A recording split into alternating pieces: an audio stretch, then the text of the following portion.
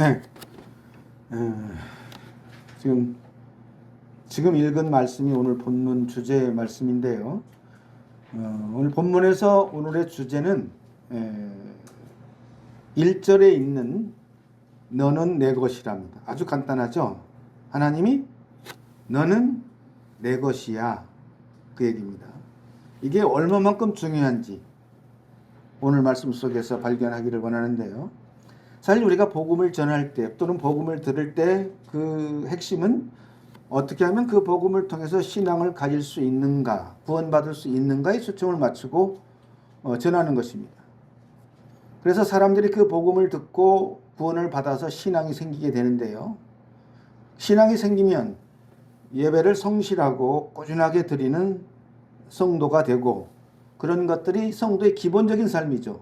예배가 기본입니다. 그리고 이제 성도의 말씀이 있습니다. 오늘처럼 이 성도의 말씀은 어떻게 하면 내가 신앙인으로서 온전히 살 수 있을까, 믿음으로 살 수 있을까, 또는 능력으로 살 수 있을까가 초점입니다. 그런데 여러분들에게 물어보면 믿음으로 잘 사시나요? 물어보면 대부분 아마 아니라고, 부족하다고 얘기할 거예요. 여기에는 다분히 뭐냐면 잘못된 정보, 잘못된 선입관이 있기 때문입니다. 그래서 오늘 말씀을 통해서 한번 그걸 살펴보고자 하는데요. 우리들이 신앙생활을 할 때, 또 인생을 살아갈 때 우리의 종교, 신앙이 있잖아요. 그러면 우리의 신앙이 과연 무엇인가 하는 것이죠. 내가 나의 인생에 있어서 내가 갖고 있는 신앙을 뭐라고 생각하고 사는지가 굉장히 중요하겠죠. 사는 건 여러 가지 영역이 있잖아요. 남자 같으면 가서 돈을 버는 경제적인 활동을 해야 되고, 여성은 집안 살림을 해야 되는 게 삶의 영역입니다. 그리고 자녀를 낳아서 자녀를 기르고, 이것도 삶의 한 중요한 영역이고, 살림살이를 하고, 이런 아주 중요한 삶의 영역들이 있습니다. 그게 그런 중요한 영역이 있고, 그 다음에 신앙생활이라는 영역이 있어요. 그래서 나는 나의 신앙생활이 여러 삶의 영역 중에 한 부분이다라고 생각하고 사는 분들이 꽤 많이 있습니다. 과연 그게 맞을까? 생각을 해보자고요. 우리는 식사를 할 때 보면 일반적으로 두 가지로 나누죠. 하나는 주식이 있고 하나는 부식이 있습니다. 그죠? 뭐가 더 중요합니까? 주식이 중요하죠. 부식은 있으면 좋고 없어도 사실은 그만이고 필요는 하죠. 근데 분명한 것은 주식과 부식이 다르다는 것이죠. 우리 인생에서도 마찬가지입니다. 과연 우리 인생의 주식이 뭔가요? 주식이 신앙일까요? 아니면 먹고 사는 문제일까? 이걸 한번 생각해 봐야 된다는 것이죠. 그런데 우리의 신앙을 우리가 먹고 사는 문제에 있어서 부식 정도로 생각하는 사람들이 있다는 거죠. 이것은 비성경적입니다. 하나님 뜻이 아니에요. 우리의 신앙이 그냥 부식 정도로, 이걸 좀 더 리얼하게 표현하면 액세서리 신앙이라고 말합니다. 액세서리. 있어도 되고 없어도 되고.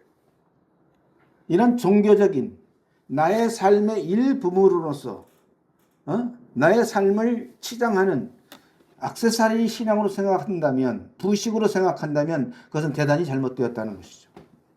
하나님의 뜻도 아니고 이 신앙의 본질도 아닙니다.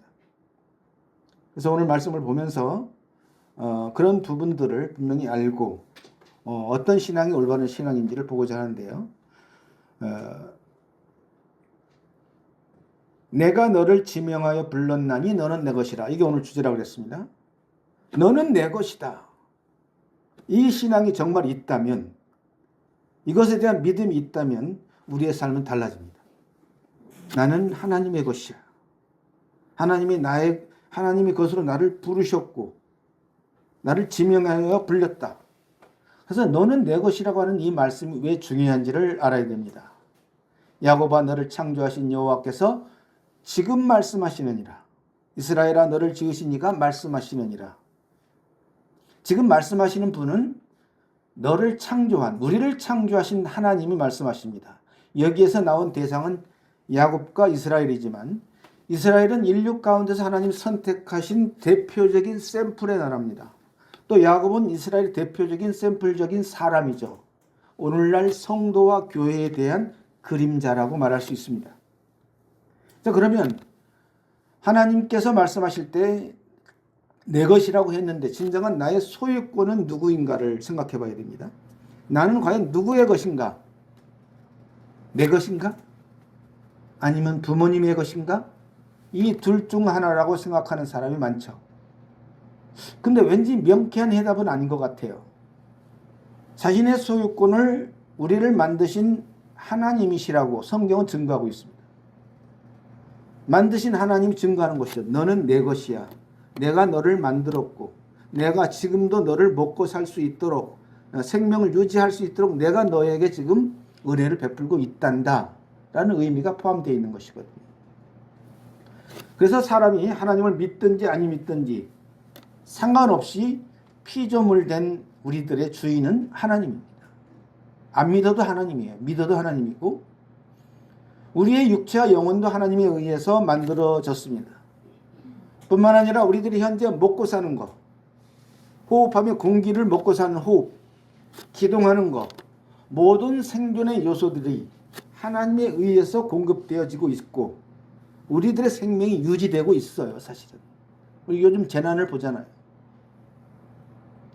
그래서 너는 내 것이라 말씀하신 하나님이 다 먹여 살리는 것입니다.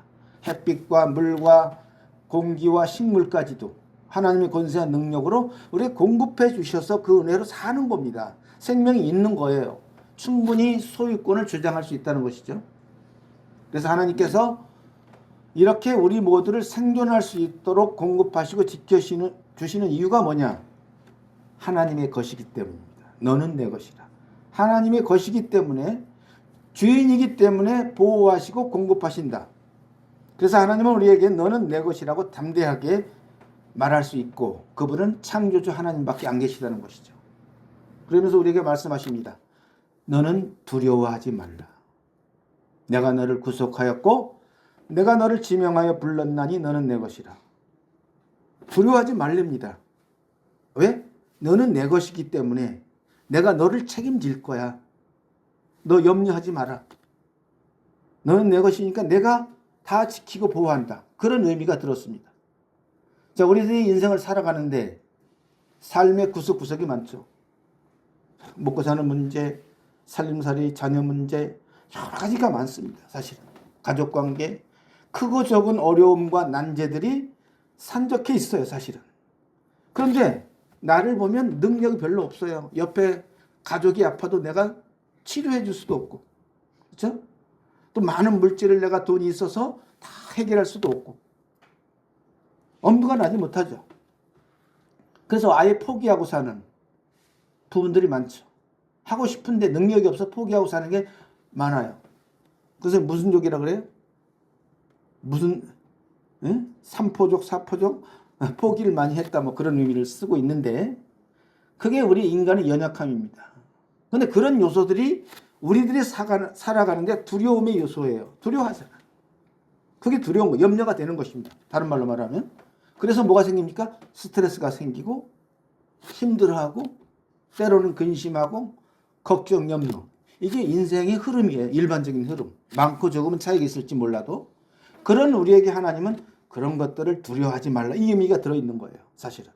그런 것들을 두려워하지 말라. 너는 내 것이니까 내가 책임질 거야. 염려하지 말라. 다른 말씀에서 말하잖아요. 염려하지 말라고. 똑같은 의미입니다. 사실 이 모든 두려움의 요소들을 한번 우리가 추적해서 들어가면 끝에 뭐가 있는지 아십니까? 죄를 거쳐서 그 죄를 조종하는 사단의 권세가 있습니다. 사단의 전략이 그 끝에 가서 지점이 있어요. 사단은 지금도 끊임없이 사람들로 하여금 부정적인 요소들을 만들어내고 있고 이런 것을 통해서 하나님과 멀어지도록 하는 것이 사단의 계략입니다. 사단이 지배하는 이 세상은 사실상 불확실성한 세계예요. 그렇잖아요. 오늘날 우리가 봐도 그렇잖아요. 나라를 봐도 그렇고 외국을 봐도 그렇고 재해를 봐도 지진이 나서 많이 죽었고 산불이 나서 많이 죽고 있고 불확실해요. 누가 거기에 땅이 꺼져서 죽을 줄 알았습니까? 지진이 나서 그 건물이 무너져 죽을 줄 누가 알았냐고요. 불확실성의 세계가 이 세상의 본질입니다. 사실은. 정치, 경제, 안보, 그렇죠?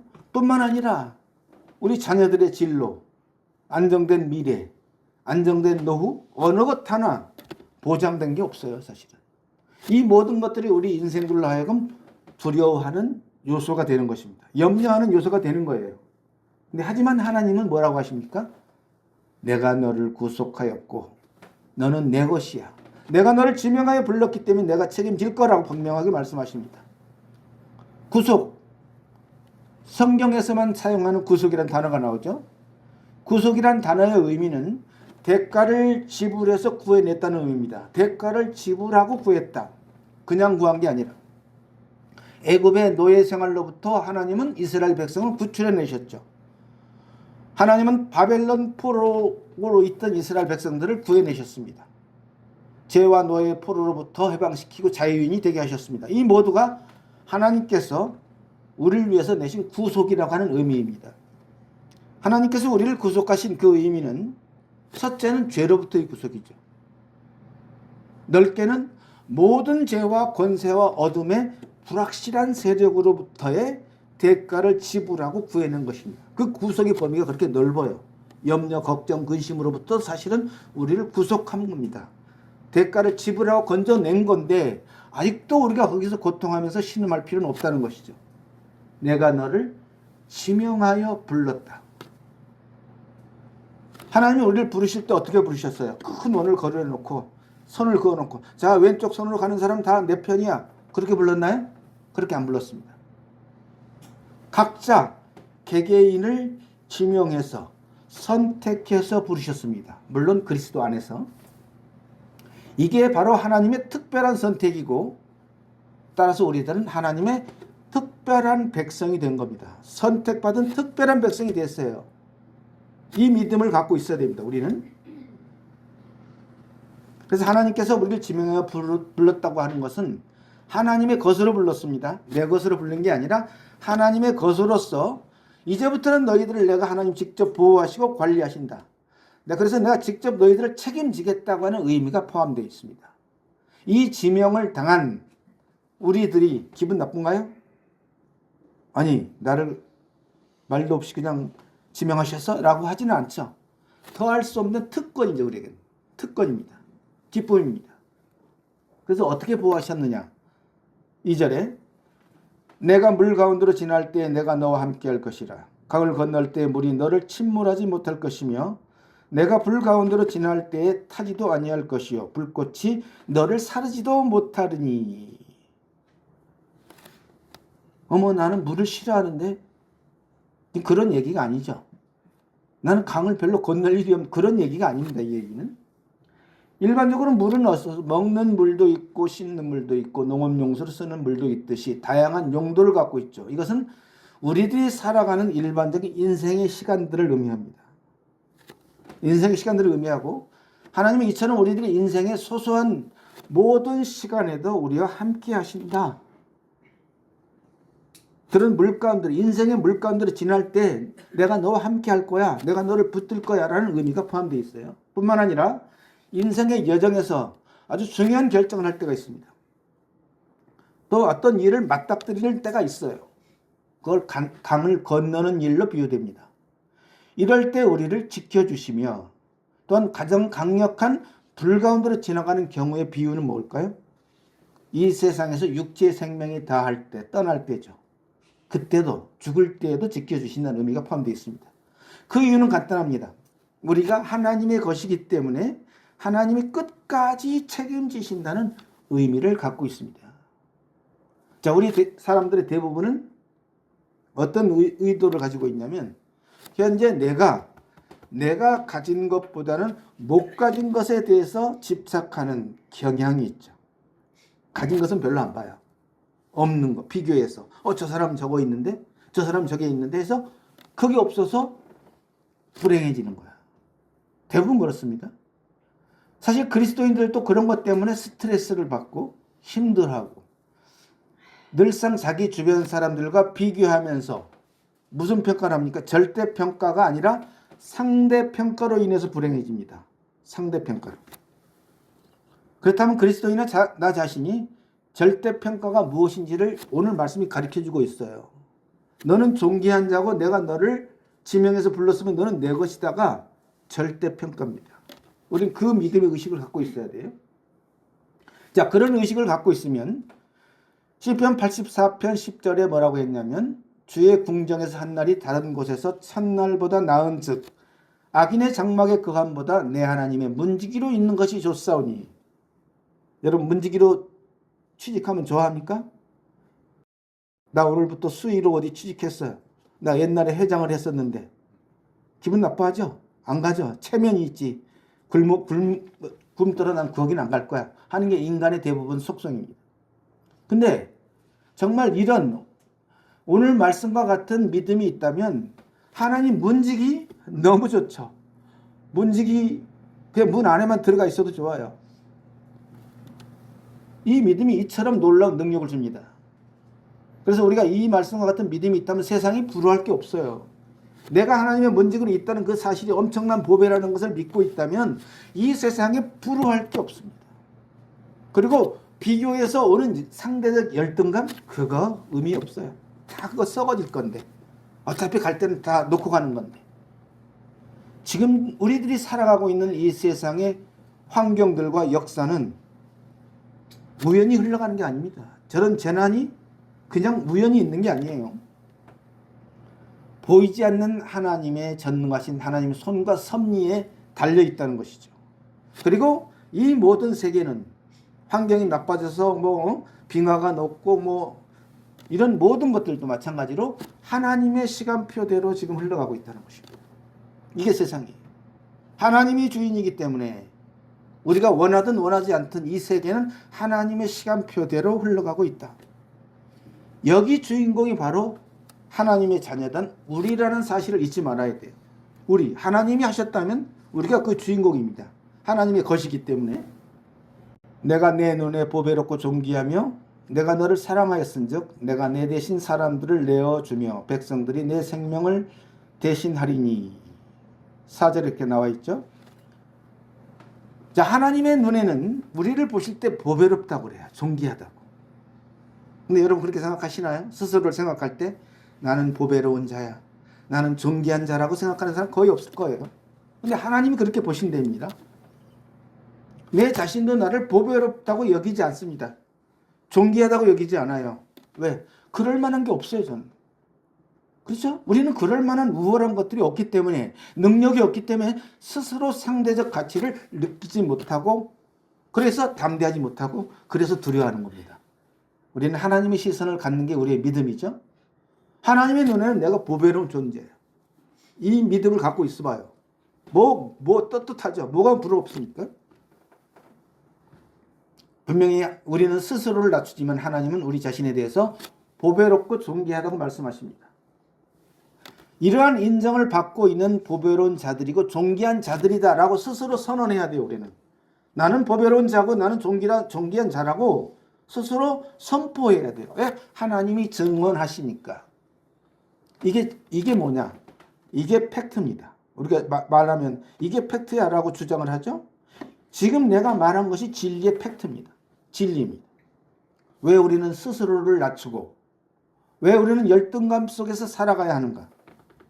왜 우리는 우리가 가진 이 보배로운 것들을 보지 않고 우리가 갖지 못할 썩어질 것들에 대해서 집착하면서 힘들어하는가?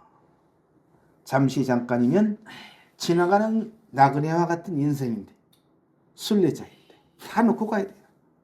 내가 그렇게 힘들게 돈 벌어서 사서 모았던 모든 것들 다 놓고 가야 돼요. 빈손으로 가야 돼요. 그런 것들에 우리 집착하지 말자는 거죠. 우리는 너무 가진 게 많은 자들이에요. 보배로운 걸 가졌어요. 거기에 우리 시선을 집중하자는 것이 이게 믿음입니다. 내가 너를 사랑하셨은즉 말씀하십니다. 하나님께서 우리를 사랑하셨다. 진정한 사랑에는 특별한 대가가 지불되죠. 어떤 대가를 지불하셨나요? 우리를 사랑하실 만큼 우리가 아직 죄인 되었을 때 그리스도께서 우리를 위하여 죽으심으로 하나님께서 우리에게 대한 자기의 사랑을 확증하셨느니라. 로마서 5장 8절에. 그렇게 사랑하셨어요. 말로만 하는 게 아니죠. 대가를 지불했습니다. 왜 하나님은 우리들을 보배롭다고 그러실까요? 왜 우리를 존귀하다고 하실까요? 생각해 보셨나요? 뭘 보고? 우리는 뭘 보고 보배롭고 존귀하다고 말씀하실까요? 이유가 있습니다. 그것은 바로 우리를 구원하기 위해서 너무나 보배로운 아들 예수를 주었잖아요. 보배롭고 존귀한 아들인 예수 그리스도를 사랑의 대가로 지불했어요. 그래서 우리가 보배로운 자입니다. 그래서 우리가 존귀한 자예요. 존귀한 자를 대신 줬잖아요. 보배로운 자를 대신 줬잖아요. 그래서 하나님은 우리를 보배롭고 존귀하다고 말씀하시는 것입니다. 정말 우리가 보배롭고 존귀한 자로 믿음을 갖고 있으면 두려움이 사라집니다. 두려울 게 없어요. 뭐 부러울 것도 없고. 우리들이 살아가는데 무엇 때문에 힘들고 무엇 때문에 두려워하고 있는가 생각해 봐야 됩니다. 이러한 믿음의 삶은, 믿음 없는 삶은 하나님의 자녀들에 합당치 않은 겁니다. 내가 뭔가를 두려워하고 있다면 그것은 세상에 속한 자들에게 합당한 것입니다.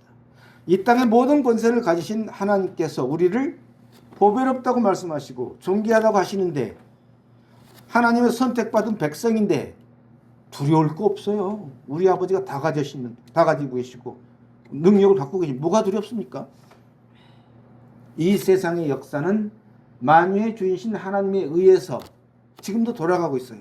하나님의 계획과 시간표대로 흘러가고 있는 게 이 세상입니다. 자, 이스라엘 볼까요? 이스라엘은 나라를 잃고 나그네로 2000년 동안 디아스포라로, 방랑자로 전 세계에 흩어져 살았습니다. 만방에. 근데 하나님께서 그들을 회복시키라고 약속했어요. 그랬더니 1948년에 독립을 했습니다. 그 아랍 한가운데에서 엄청난 아랍의 세력 속에서 그들은 망하지 않고 수많은 전쟁 속에서 지금까지 지탱하고 있잖아요. 이 모든 것이 하나님의 보호하심과 역사라고 하는 것입니다. 시편 65편 4절에 주께서 택하시고 가까이 오게 하사 주의 뜰에 살게 하신 사람은 복이 있나이다. 이게 그냥 하는 말이 아닙니다. 그리고 우리가 받은 복은 막연한 복이 아니에요. 너는 내 것이라고 분명하게 말씀하고 계시고 거기에 합당한 역사를 지금도 하고 계신다는 것입니다. 내가 너를 지명하여 불렀기 때문에 너의 인생을 이제부터 내가 책임질 것이라 라고 하나님이 말씀하십니다. 그러니까 두려워하지 마라. 내가 너를 완벽하게 보호하겠다고 말씀하고 계시는 거예요. 우리는 이 말씀을 믿음으로 간직해야 됩니다. 주의 뜰에 살게 했어요. 자, 왕궁의 뜰에 사는 사람은 누가 책임집니까? 그 왕이 모든 것을 공급하고 관리하십니다. 그것도 세상의 기준이 아닌, 일반 사람의 기준이 아니라 왕궁의 기준으로 그를 관리하죠. 왕궁의 기준에 맞게 모든 것을 제공하고 관리받는 사람이 된 것이에요. 우리가 그 왕궁의 뜰에 들어갈 때 여러분 어떻게 들어갔습니까? 담 넘어서 들어갔나요? 아니죠. 하나님께서 택하시고 부르셔서 들어갔잖아요. 바로 이러한 특혜를 받은 자들이 우리들입니다. 구원받은 우리들. 우리는 이런 복을 받은 자들이에요. 하나님 말씀하세요. 내가 말하는 게 아니라. 나 여호와가 말하노라. 너희는 나의 증인, 나의 종으로 택함을 입었나니 이는 너희가 나를 알고 믿으며 내가 그인 줄 깨닫게 하려 함이라. 나의 전에 지음을 받은 신이 없었느니라. 나의 후에도 없으리라. 나는 여호와라. 나 외에 구원자가 없느니라 말씀하셨어요. 사실은 우리들의 생명체 자체가, 나라고 하는 생명체 자체가 하나님이 계신다고 하는 증거입니다. 여러분 믿으신가요? 내가 이렇게 살아서 말하고 있다, 생존하고 있다는 자체가 하나님이 계신다는 증거입니다. 하나님이 만들었기 때문에. 하나님이 지금도 건강을 주시고 호흡을 주셔서 살고 있기 때문에. 근데 사람들은 잘 모르죠.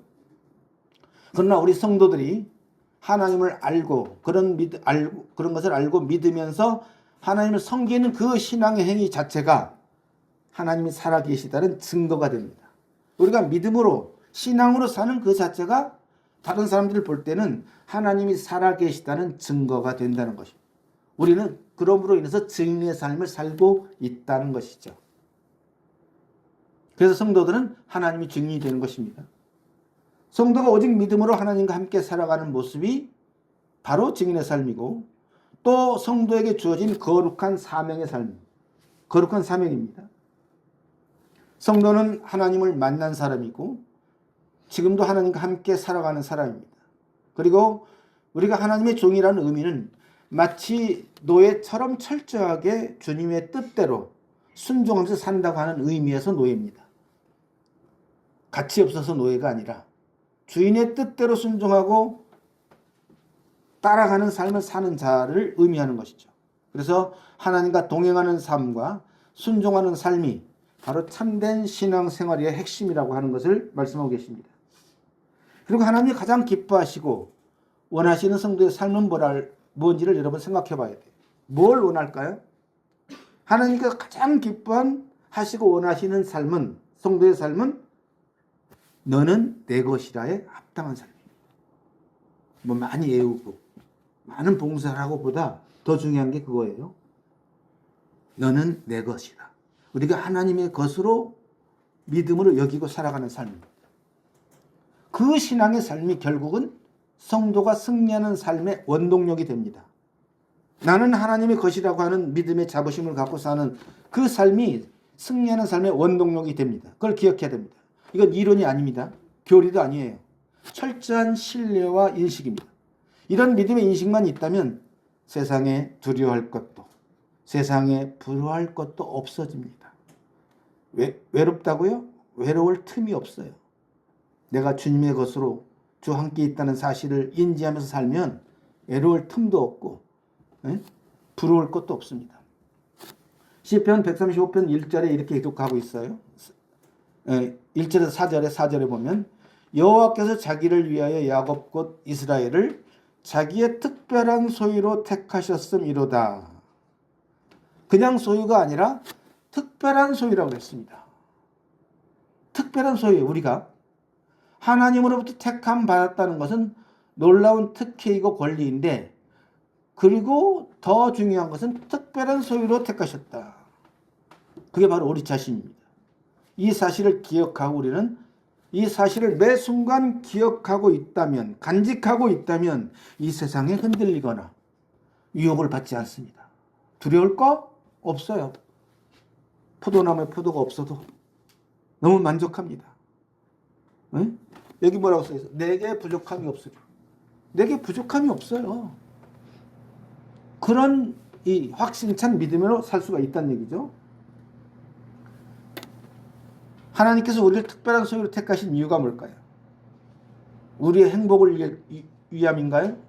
아니라 하나님 자신을 위함이라는 사실을 또 기억해야 됩니다.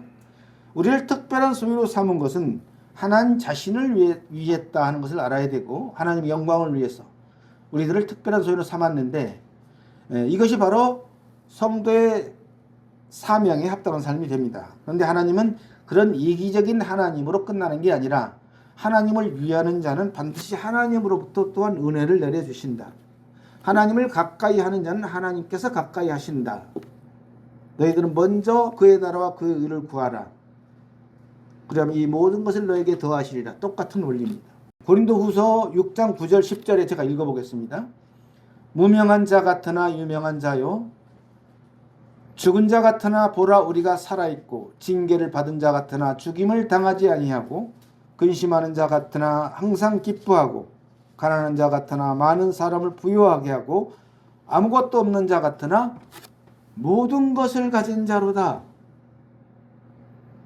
하나님의 선택을 받은 하나님의 특별한 소유가 된 우리는 모든 것을 가진 자예요. 모든 것을. 무명한 자 같지만 유명한 자입니다. 죽은 자 같지만 우리가 살아있는 자고, 가난한 자 같지만 우리는 사람을 부유케 할 수 있는 능력. 아무것도 없는 자 같지만 사실은 진리의 팩트를 보면 모든 것을 다 가진 자가 바로 나의 구원받은 나, 하나님의 자녀. 왜? 너는 내 것이라 말씀하시고 하나님의 것에 합당한 특혜를 주고 있기 때문에 그렇습니다. 우리는 그것을 가진 자들이에요. 이걸 놓치지 말아요. 이걸 간직하고 있어야 됩니다. 그래서 오늘 말씀을 정돈하면 우리 신앙의 능력과 영향력이 있는 삶이 되길 원한다면, 나는 신앙의 능력이 있길 원하고 영향력이 있는 삶을 원한다면 바로 오늘 말씀 주제입니다. 너는 내 것이라는 말씀에서 시작됩니다. 수신자된 우리들의 입장에서는 하나님은 나의 하나님이고 나는 하나님의 것이다. 나는 굳건한 믿음, 흔들지 않는 믿음을 간직하고 있어야 된다. 그래서 하나님께서 나에게 내가 하나님의 것이라고 말씀하셨어 라는 믿음의 자부심, 믿음의 자긍심이 클수록 믿음의 능력은 커집니다. 상대적으로 세상은 그만큼 작아 보입니다. 세상은 작아 보여요. 이런 하나님이 내 마음에 커진 만큼 상대적으로 세상은 작아 보여요. 영향력이 별로 없다는 얘기예요. 별로 부러울 것도, 별로 두려워할 것도 없다는 얘기입니다. 하나님께서 나를 보배롭고 존귀한 자라고 하셨어. 내가 나를 볼 때는 별것 아니라고 생각했는데 진짜 나는 보배로운 자이구나. 진짜로 나는 존귀한 자야. 이런 믿음의 자존감이 필요합니다. 자존감이란 말을 자주 쓰죠. 이 자존감. 그럼 뭐가 부러워요? 큰 교회가 부러워요? 뭐가 부럽습니까? 가진 자가 부럽나? 부러울 게 없어요. 그리고 하나님 오늘 말씀하셨죠. 나는 하나님의 일반적인 소유가 아니에요. 특별한 소유라고 하셨습니다. 우리는 특별한 선택을 받은 자이다. 그러므로 우리는 썩어질 이 세상에 부러울 것도 별로 없고 슬퍼할 것도 별로 없고, 왜냐하면 나는 모든 것을 가진 자이기 때문에. 모든 것을 가진 자예요. 하나님의 자녀고 하나님의 것입니다. 하나님께서 나를 지명하 불렀어요. 나를 보배롭고 존귀하다고 말씀하셨습니다. 기도하겠습니다. 지금도 살아서 역사하시는 하나님 아버지, 하나님은 참 우리를 교훈하시기 위해서 구약 말씀부터 신약 말씀까지 많은 하나님의 말씀을 기록해 놓으셨습니다. 오늘 이사야 말씀을 통해서 너는 내 것이라고 말씀하셨고, 우리를 지명하여 부르셨다고 말씀하셨고, 참 보배롭고 존귀한 자라고 말씀하여 주셨습니다. 우리가 우리를 볼 때는 참 보잘것없는 자들이었지만 하나님께서 우리를 보실 때 그렇게 높이시고 보배롭고 존귀한 자로 만들어 주심을 감사드립니다. 이 믿음을 놓치지 않게 해주시고 우리 모든 성도들이 이런 믿음의 확신 속에서, 이런 믿음의 자존감 속에서 살아가게 해주심으로 이 세상을 이기는 능력이 우리에게 나타나게 해주시고 세상에서 부러울 것 없는 모든 것을 가진 자로서 하나님의 자녀로서 삶을 살 수 있도록 축복해 주시기를 원합니다. 우리 주 예수님의 이름으로 기도드립니다. 아멘.